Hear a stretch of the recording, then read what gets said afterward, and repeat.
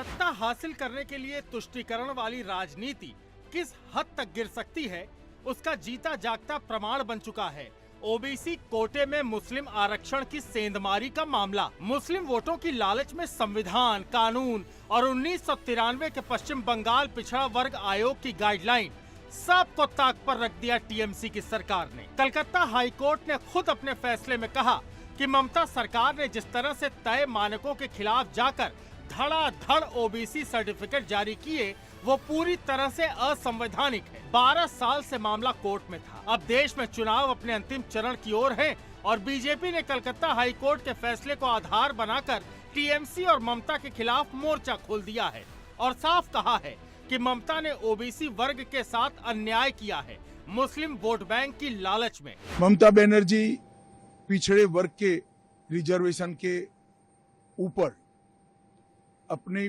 Vote bank के लिए डाका डालकर वो रिजर्वेशन मुस्लिम जातियों को देना चाहती है। मैं हाईकोर्ट के फैसले का स्वागत करता हूं। ममता जी ने कहा हम हाईकोर्ट के फैसले को नहीं मानते। दरअसल कलकत्ता हाईकोर्ट ने बुधवार को पश्चिम बंगाल में 2010 के बाद जारी सभी ओबीसी सर्टिफिकेट रद्द करने के आदेश दिए हैं। जस्टिस तपोव्रत चक्रवर्ती और राजशेखर मंथर की बेंच ने कहा कि 2011 से प्रशासन ने किसी नियम का पालन किए बगैर ओबीसी सर्टिफिकेट जारी किए।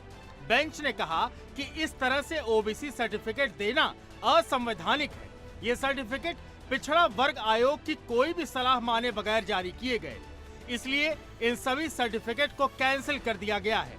हालांकि आदेश उन लोगों पर लागू नहीं होगा जिन्हें पहले ही नौकरी मिल चुकी या मिलने वाली है।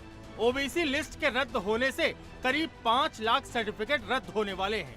कोर्ट ने निर्देश दिया कि पश्चिम बंगाल पिछड़ा वर्ग आयोग अधिनियम 1993 के आधार पर ओबीसी की नई सूची पश्चिम बंगाल पिछड़ा वर्ग आयोग तैयार करेगी। लेकिन ममता बनर्जी ने कहा कि वो हाई कोर्ट का आदेश नहीं मानेंगी। बंगाल में ओबीसी आरक्षण जारी रहेगा। যে ব্যক্তি এই রায় দিয়েছে যে ওবিসি রিজার্ভেশন থেকে মুসলিমদের বাদ দিতে হবে, আমি তাদের রায় মানি না, আমি মানব না। ওবিসি রিজার্ভেশন চলবে।